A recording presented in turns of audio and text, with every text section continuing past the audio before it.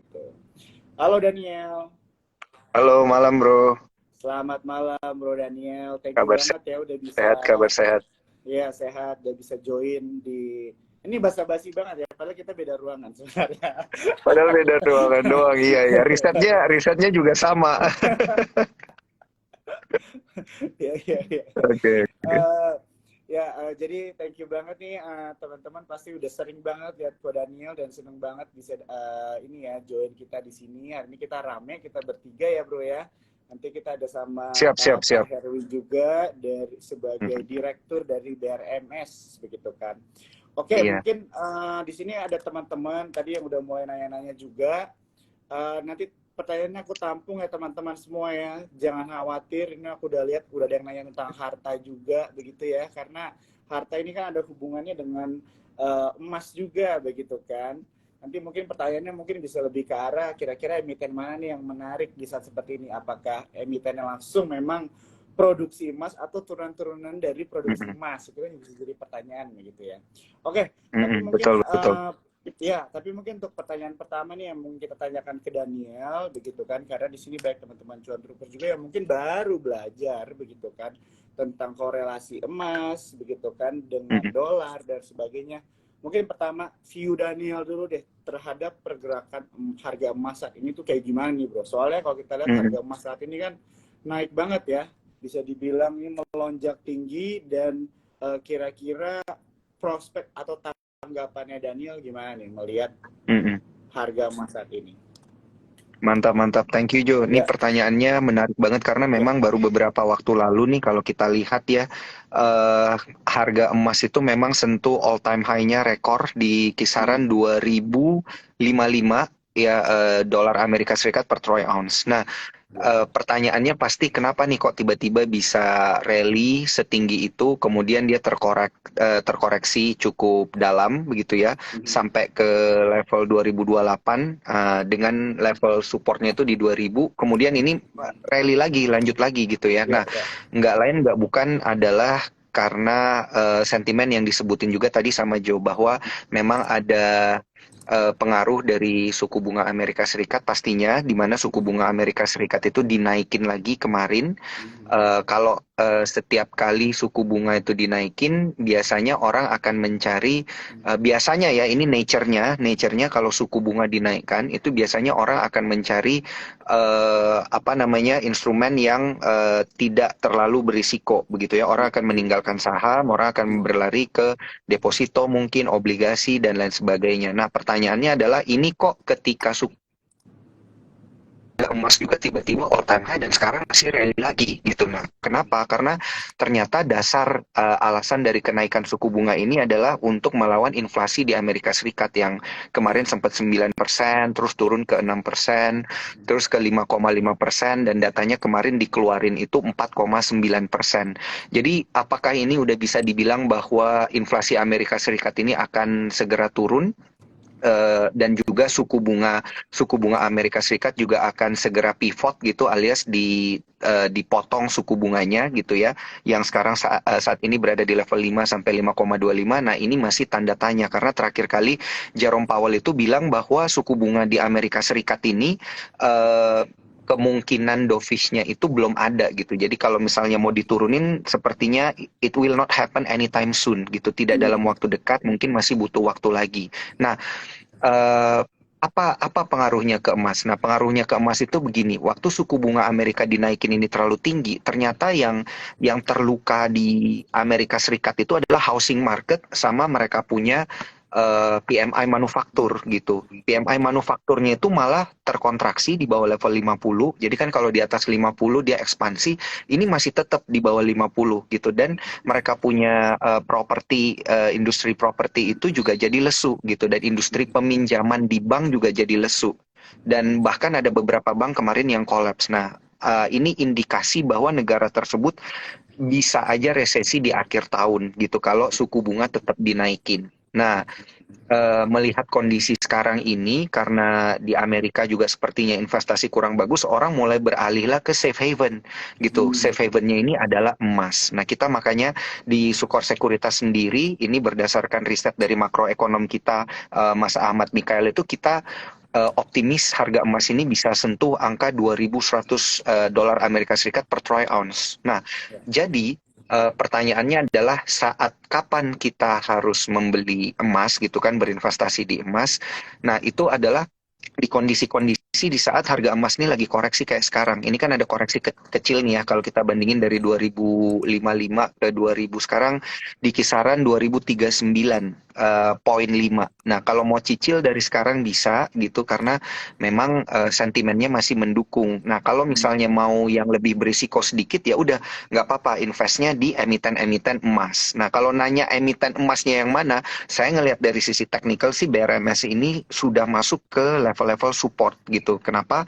Karena kalau Hmm. kita lihat ini level-level support ini udah terbentuk dari Oktober 2023 gitu ya. Dan ini termasuk salah satu support kuat gitu. Sorry, di tahun 2022 bulan Oktober gitu. Nah, Hmm. ini adalah salah satu support kuat kalau saya lihat ini ada di kisaran level 130-an gitu. 130 ke level supportnya yang sekarang 140. Nah, jadi ini sebenarnya secara teknikal BRMS ini ada di level-level support yang menarik sebenarnya untuk dikoleksi di tengah rekor harga emas dan juga tentunya ini kan didukung dengan data-data domestik, data-data fundamental dari BRMS sendiri gitu kan, dimana kalau kita lihat ini ada beberapa waktu lalu ada BlackRock aja makin agresif katanya Hmm. di saham Ya, bumi ya, dan ya. BRMS. Kemudian kita juga lihat di sini produksi emasnya naik 92%, cuannya juga gila-gilaan gitu ya di kuartal 1 2023. Nah, ini nanti mungkin bisa kita tanya langsung ini Jo ke Ya, ya. Pak Reno ya, Pak Erwin Ya. Hidayat nanti. Ya, iya betul betul ya. Jadi Mm-mm. nanti tadi buat teman-teman Cuan Troopers ya tadi yang dijelaskan sama Daniel nih udah menarik begitu ya teman-teman karena sudah diberikan secara teknikalnya juga gitu. Tadi kita akan membahas tentang kondisi global begitu ya kan karena salah satu faktor yang menyebabkan harga emas itu bisa naik itu kan dari kondisi ketidakpastian secara global begitu bro ya kan. Betul, Dan betul. itulah yang sedang terjadi sekarang begitu kan dan memang harga emas itu emas itu juga secara general adalah safe haven ya teman-teman pasti tahu banget ini ya. Jadi kalau misalnya orang itu mencari aman biasanya itu adalah larinya ke investasi emas begitu kan mereka menaruh aset-aset mereka di emas begitu. Jadi kita udah melihat dari secara kondisi global itu menguntungkan gitu ya atau bisa dibilang juga potensi emas ini sangat bagus ditambah kita sekarang bisa ngobrol-ngobrol langsung nih dengan direktur BRMS dan juga tadi Daniel udah menjelaskan tentang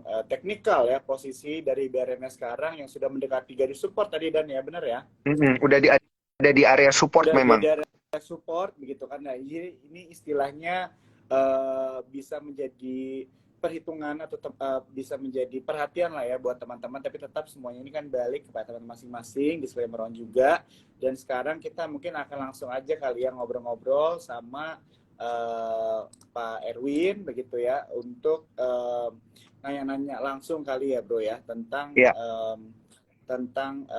BRMS begitu ya secara langsung. Oke, coba kita ini dulu. Mereka udah request.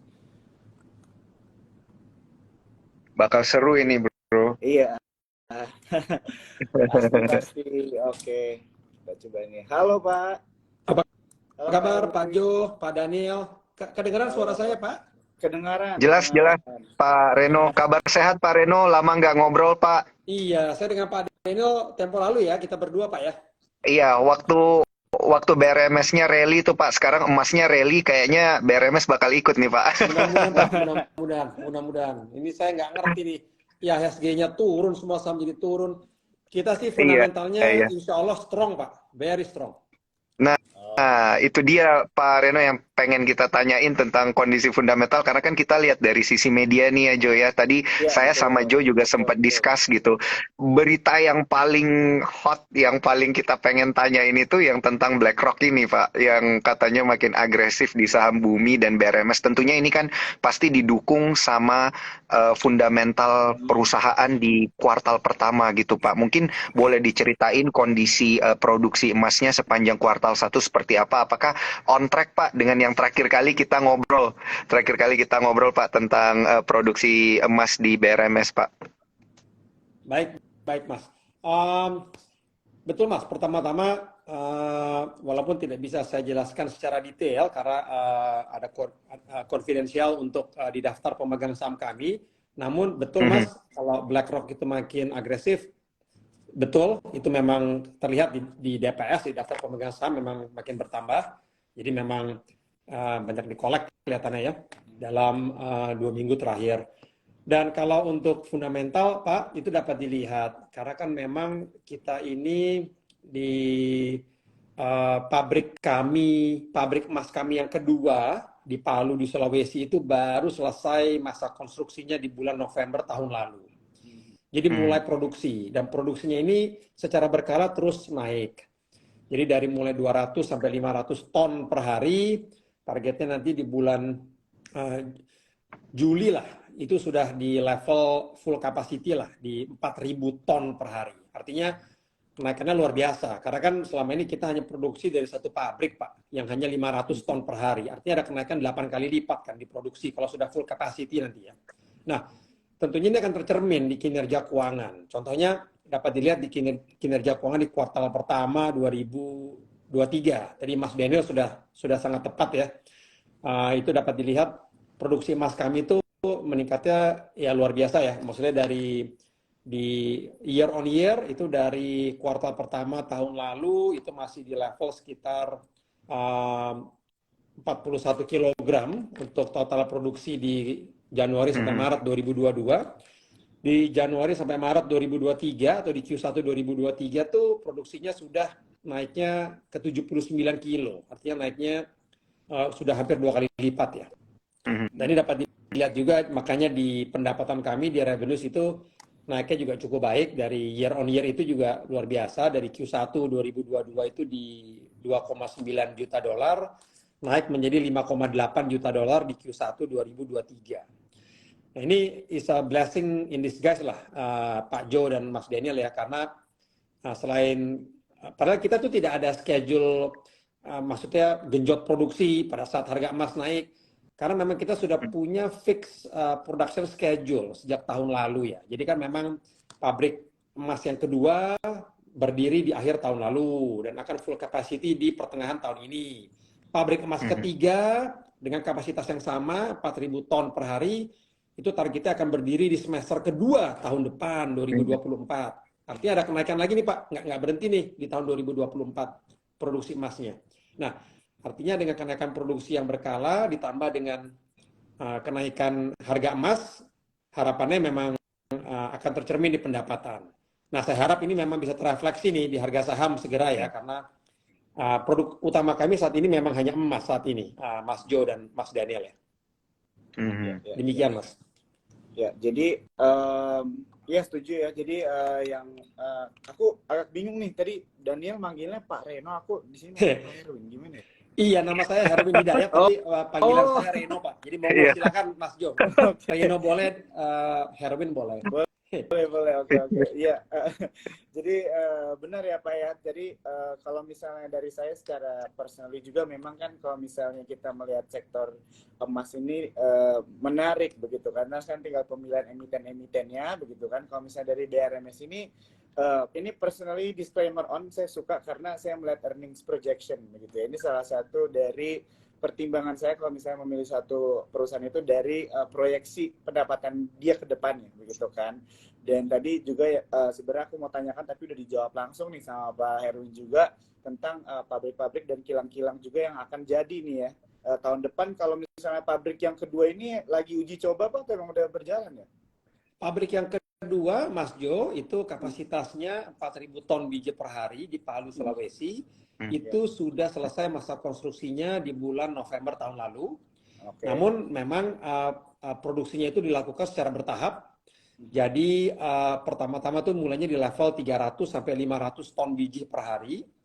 Rencananya mungkin di bulan depan atau Juli, di bulan depan lah kita akan buat press release peningkatan produksi yang sudah terjadi. Targetnya sih di bulan Juli awal tuh sudah di level 1.000 sampai 2.000 ton per hari produksinya. Baru nanti di bulan Juli Agustus harapannya sudah harus di full capacity, artinya 4.000 ton biji per hari. Kita akan buat press release setiap ada kenaikan produksi. Dimulai mungkin yang paling cepat mungkin di bulan Juni nanti, Mas Jo dan Mas Daniel.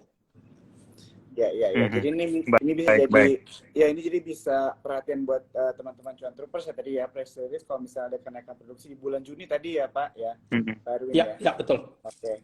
Ya itu kalau misalnya Iya. dari saya sih Daniel ya. Jadi kalau misalnya melihat perusahaan itu menarik gitu kan untuk membedakan dia dari Mhm. kompetitornya ada dari earnings projection. Mungkin kalau dari Daniel sendiri gimana nih cara contohnya Mhm. menilai satu perusahaan itu menarik buat Daniel itu dari sisi apanya nih? Mungkin bisa Mhm. di-share sama Ini teman-teman kan cuan.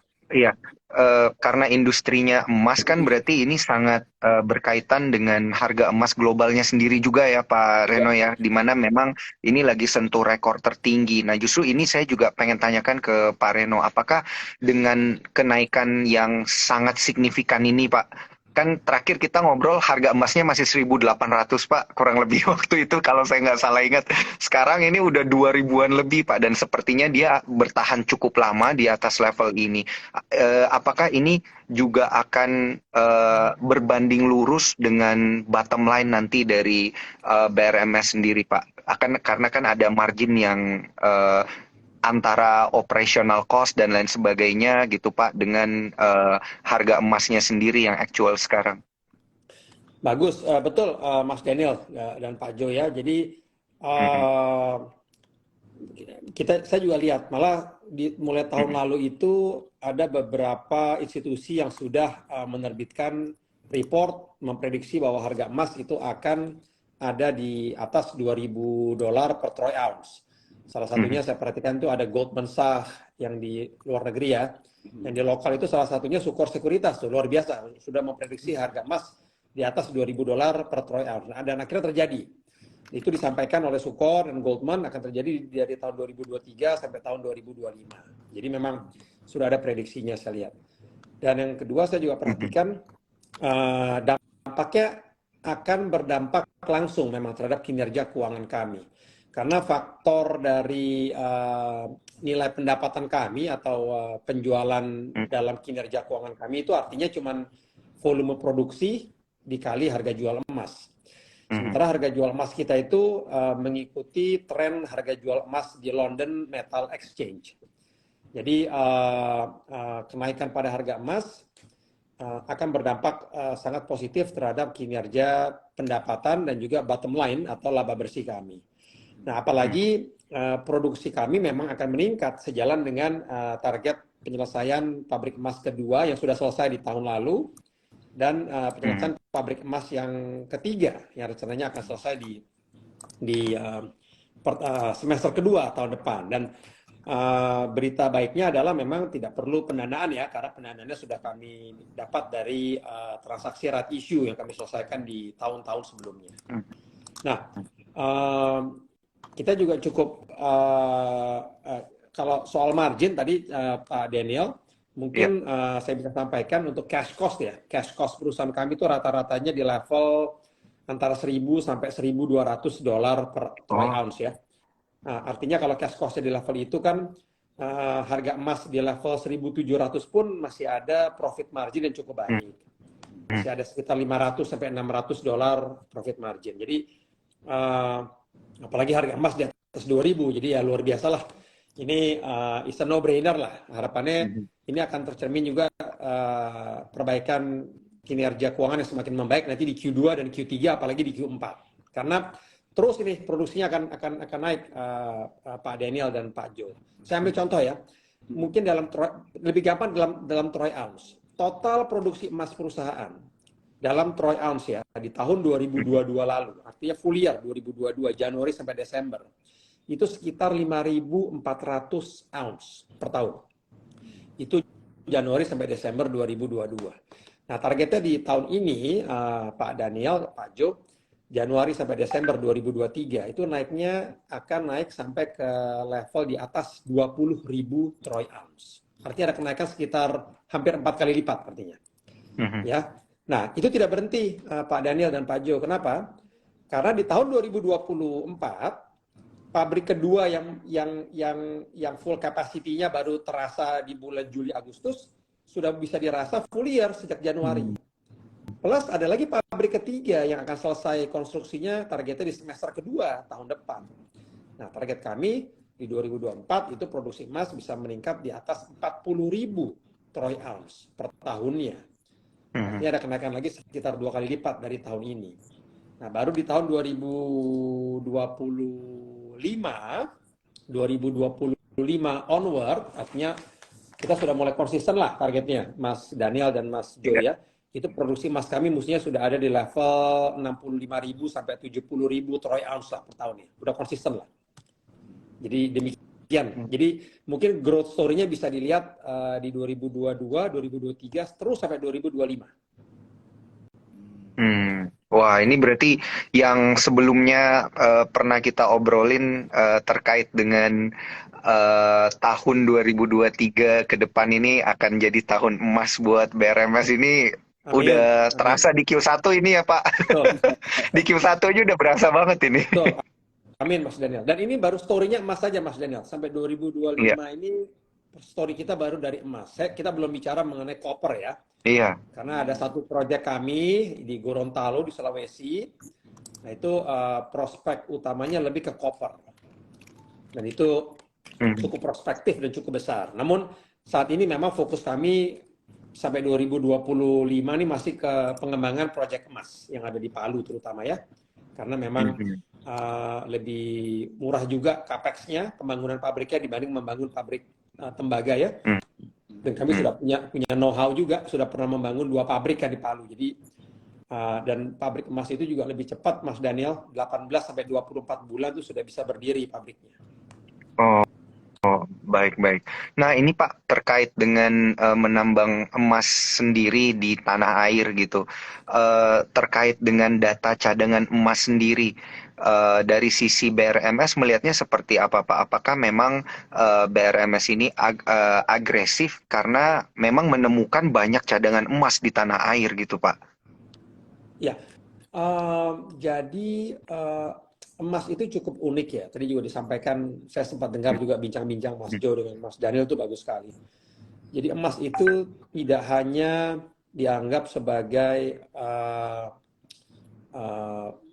produk yang bisa di tailor made atau di customize menjadi perhiasan ya. Tapi dia juga dianggap sebagai investasi yang super aman. Tadi dengan sangat detail disampaikan dengan Mas Jo dan Mas Daniel, atau dibilang investment safe haven ya.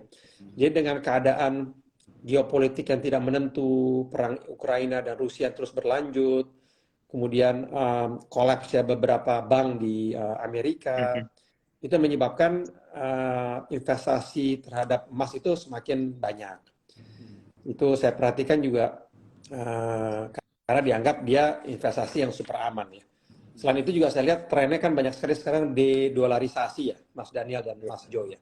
Betul. Banyak kali seperti banyak lah kayak kita lihat ini, saya perhatikan kayak ada beberapa negara itu bergabung dalam liga yang disebut BRICS, itu ada Brazil, ada Rusia, ada India, ada China, ya itu mereka akan menerbitkan mata uang baru. Nah itu kan agar mata uang baru tersebut kuat, tentunya mereka harus membeli emas untuk supportnya. Demikian juga kayak contohnya seperti saya lihat China itu kan import minyak mentah dari Arab Saudi. China juga import LNG dari United Arab Emirates. Dan pembayarannya sekarang dengan mata uang yuan. Jadi yang dulu disebut petrodolar, sekarang orang bilangnya petro yuan. Nah, artinya China mesti memperkuat nilai mata uang yuan. Itu caranya ya banyak sekali. China itu bank sentralnya mulai mengkoleksi emas sebagai investasi cadangan devisanya untuk memperkuat mata uangnya. Belum saya perhatikan juga di ASEAN pun sudah mulai negara-negara seperti Thailand, Malaysia dan Indonesia itu mereka melakukan yang namanya LCT, Local Currency Transaction atau Local Currency Settlement. Artinya kalau ada ekspor impor di antara ketiga negara tersebut, itu bisa dilakukan dengan mata uang negara tersebut. Jadi tidak perlu Indonesia mau mengimpor barang dari Malaysia. Kita mesti mengkonversi rupiah menjadi dolar. Dolarnya bayar ke Malaysia. Kemudian Malaysia dolarnya dikonversi lagi menjadi ringgit. Itu kan 2 kali. Sementara kalau ini kita tinggal bayar pakai mata uang ringgit saja. Ya, jadi kita konversi dari rupiah ke ringgit saja. Contohnya seperti itu. Nah, ini saya lihat juga banyaknya sehingga permintaan akan emas semakin meningkat, Mas Daniel dan Mas Joe ya. Karena permintaan emas meningkat, saya lihat juga harga emas semakin naik. Seperti itu yang saya perhatikan. Mhm. Ya. Menarik banget ini berarti prospek ke depannya juga yang seperti kayak Pak Reno bilang ya, tahun 2023 sampai 2025 kalau berkembangnya di emas saja, ini berarti sejalan dengan sentimen yang ada ini Pak ya.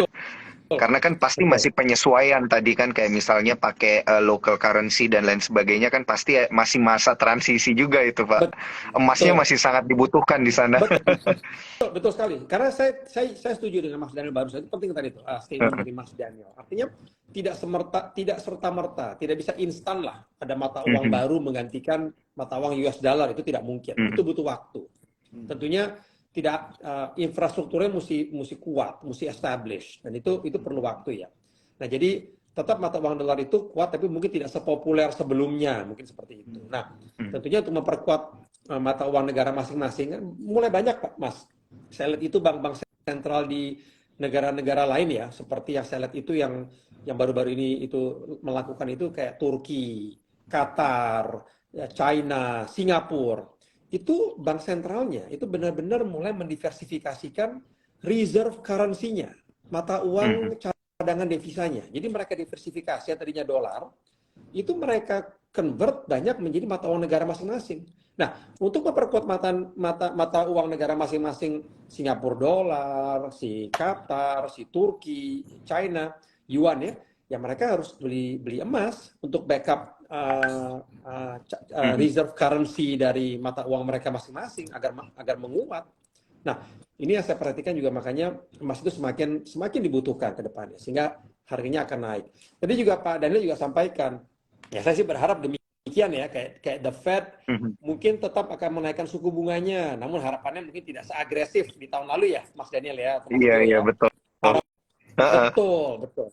Nah, saya berharap ini kan berbanding terbalik. Harapan saya biasanya kalau the Fed itu suku bunganya turun atau mulai melandai, maka harapannya kan harga-harga komoditas termasuk emas itu akan mulai meningkat gitu. Nah, jadi ya harapannya ke depannya semakin kuat nih supportnya nih buat peningkatan harga emas gitu loh, Mas Jo. Ya. Wah, ini menarik banget ya teman-teman Cuan Troopers ya. Penjelasan yang sangat detail dari Daniel dan juga Pak Herwin ya. Terima kasih Pak. Ini teman-teman kalau misalnya ada yang mau bertanya boleh ya di sini ya. Tadi udah ada beberapa yang menarik, tapi aku tahan dulu pertanyaannya sampai mungkin 10 menit terakhir nih ya. Mungkin aku mau nanya satu pertanyaan lagi kalau dari aku mungkin ya buat Pak Herwin. Jadi kalau misalnya lihat dari media yang aku lihat kan kemarin itu BRMS itu laba bersihnya itu naik ya Pak ya, secara tahunan itu 14,53% tuh kan ya. Dan kira-kira pertumbuhan ini itu datangnya dari volume produksi yang signifikan aja, ditambah dengan kenaikan sentimen harga emas di tahun ini yang menjadi katalis positif, atau juga aku ada dengar berita mengenai BRMS itu sukses ya diuntungkan dengan sejumlah pelunasan hutang Pak dengan Singapore Project Holding tuh katanya LTD. Jadi mungkin pertanyaannya lebih ke arah apakah BRMS itu solely pendapatan laba bersihnya itu naik hanya karena produksi saja, atau mungkin ada inovasi-inovasi atau mungkin strategi-strategi perusahaan yang selama ini dilakukan selama 1 tahun ini, mungkin bisa diceritakan. Ya, jadi pertanyaannya bagus sekali. Pak. Jadi mungkin yang saya bisa sampaikan Pak, betul Pak, di tahun lalu itu memang ada beberapa pendapatan lain-lain yang kita sebut other income ya. Itu di tahun lalu, di tahun 2022. Salah satunya seperti yang tadi Mas Jus sampaikan. Jadi ada di tahun 2022 itu ada aset baru yang masuk ke portfolio BRMS. Kalau nggak salah itu namanya aset tambang emas Kerta yang ada di Banten. Nah, pada saat aset itu masuk ke dalam BRMS, ada beberapa payable itu tentunya hutang ya ke para vendor dari pemilik lama yang ada di neraca aset tambang emas Kerta yang sekarang dikonsolidasikan ke dalam BRMS. Nah, tentunya sebagai pemilik baru kan kita tidak bisa bertanggung jawab atas hutang atau payable dari pemilik lama. Makanya ini menjadi kewajiban si pemilik lama. Jadi kita hapuskan dari neraca kami. Pada saat neraca ini kami hapuskan, artinya kan payable atau hutang yang tadinya mesti dibayar tidak jadi dibayar. Nah, ini dibukukanlah pendapatan lain-lain atau disebut other income. Betul, Mas Jo. Tapi itu di tahun lalu. Di tahun ini sudah saya sampaikan hampir tidak ada sama sekali other income. Jadi untuk menjawab pertanyaan Mas Jo, kenaikan pendapatan BRMS itu solely atau sebagian besar atau purely itu disebabkan oleh karena yang pertama kenaikan produksi emas yang meningkat cukup signifikan baik year on year maupun quarter on quarter. Dan yang kedua kenaikan harga jual emas. Namun harga jual emasnya belum meningkat terlalu signifikan. Karena kalau Pak Jo dan Mas Daniel ingat di kuartal pertama tahun lalu itu masih cukup baik tuh harga emasnya. Kita tuh rata-rata harga jual kita di kuartal pertama tahun 2022 itu levelnya masih di $1.861. Dan itu real. Itu adalah nilai rata-rata harga jual kami dari Januari sampai Desember di tahun 2022.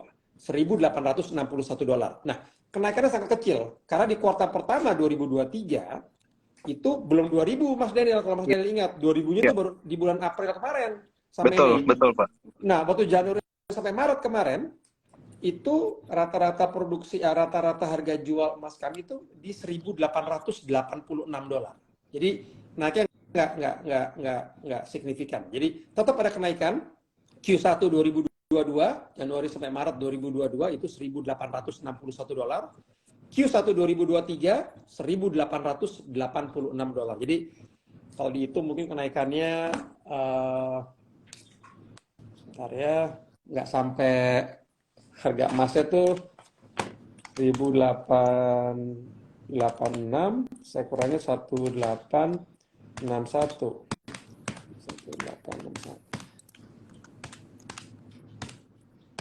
Naiknya cuman nggak sampai 2%, Mas Jo, Mas Daniel, untuk harga jual emas year on year, Q1 2022 ke Q1 2023 naiknya nggak sampai 2%. Jadi memang ada kenaikan harga jual emas, tapi masih kecil. Jadi purely lebih ke kenaikan produksi emas kami. Karena naiknya lebih dari 90% produksi emas kami year on year, Mas Jo. Jadi itu jawabannya. Ya. Oke, mungkin ada yang mau ditambahin, Daniel? Pertanyaan ini Pak, ini karena waktunya sisa kurang lebih 5 menit Pak, nggak berasa tiap kali ngobrol sama Pak Reno seru. Tajam. Ini Pak Mas Jo sama Mas Daniel tajam. Pertanyaan saya senang. Jadi you ask not only the right question, tapi memang the fundamentals. Very good, Mas. Iya Pak. Ini kita mewakili perasaan.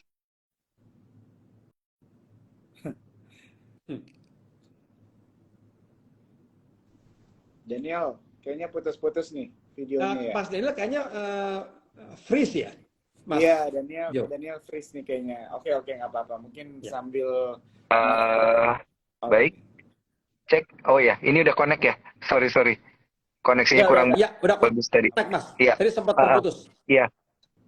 Iya, Pak Reno, saya mewakili investor juga, ini mewakili para cuan troopers, pengen bertanya nih untuk terkait dengan dividen gitu. Apakah ada nih rencana di tahun 2023 gitu berkaitan dengan pembagian dividen atau mungkin masih akan digunakan sebagai biaya untuk membuat pabrik yang baru gitu Pak. Seperti apa nih Pak rencananya? Ini pasti bikin investor juga bertanya-tanya kan.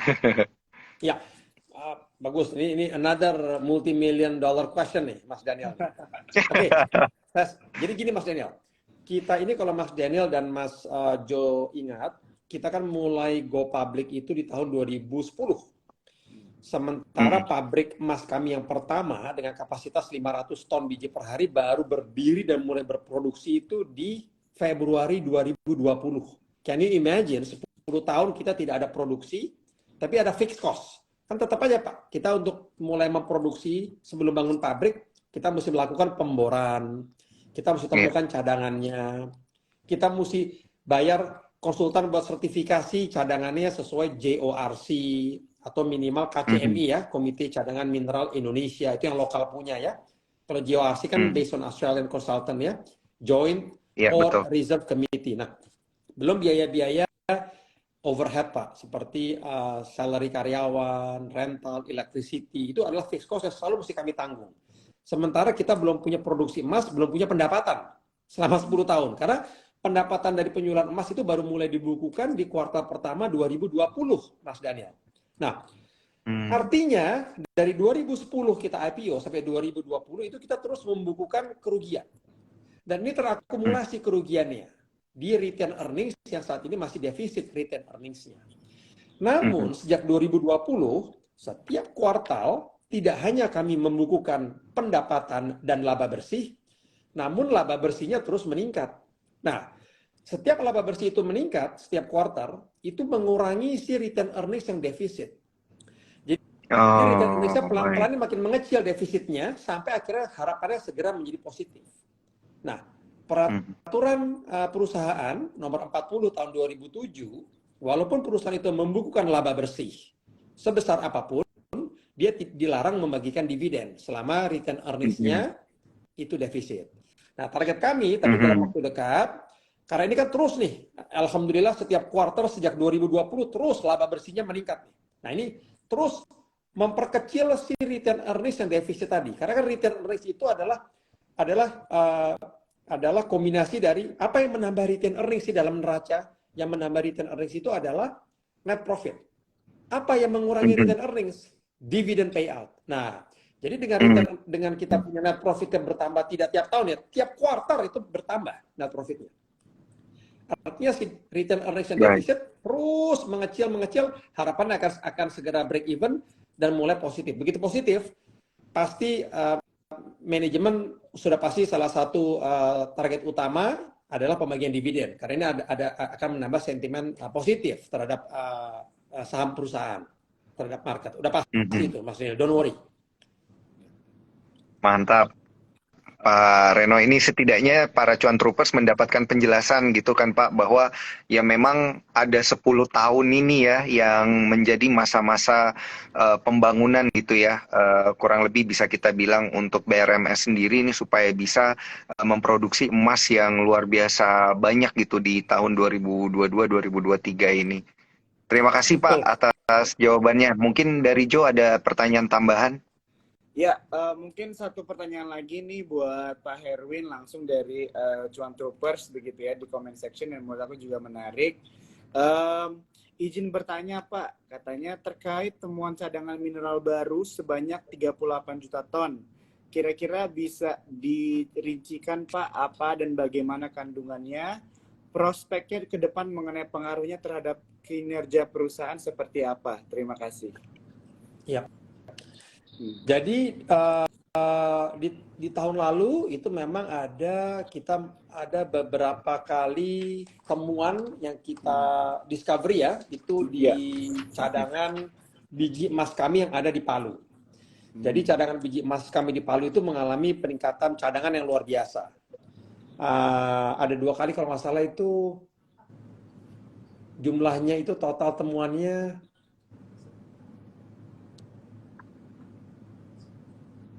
jadi total cadangan kami jadi kami ada temuan cadangan itu kalau saya nggak salah sekitar 18 juta ton biji dalam bentuk cadangan emas. Sehingga total cadangan emas kami sekarang totalnya ini menjadi saat ini 22, hampir 23 juta ton biji. Itu total cadangan kami. Nah, ini total cadangan ya, sudah disertifikasi oleh pihak ketiga. Nah, apa dampaknya terhadap perusahaan? Nah, ini ada 2. Yang pertama, dengan adanya temuan cadangan ini akan memperlama umur produktif tambang kami. Jadi tambang kami yang tadinya mungkin masa produktifnya akan berakhir dalam 2, 3, 4 tahun, sekarang dengan peningkatan cadangan emas ini, umur tambangnya bertambah. Sekarang mungkin target kami dengan adanya nanti total 3 pabrik ya.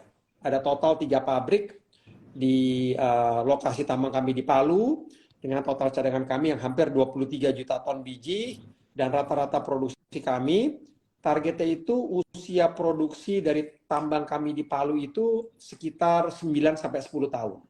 ya. Mhm. Dan 9 sampai 10 tahun itu Mas Jo, itu hanya dari satu blok saja. Karena total cadangan kami yang 23 juta ton biji itu dari satu blok yang namanya blok Poboya, blok 1. Kita masih punya blok nomor 2, 4, 5, dan 6 yang belum kami explore lebih lanjut. Jadi upside-nya masih banyak ke depannya. Jadi pabrik kami yang ada 3 itu juga yang 2 sudah jadi dan 1 akan mulai berdiri tahun depan. Itu baru di satu blok yang namanya blok 1 Poboya. Kita belum bicara blok 2, blok 4, 5, dan 6.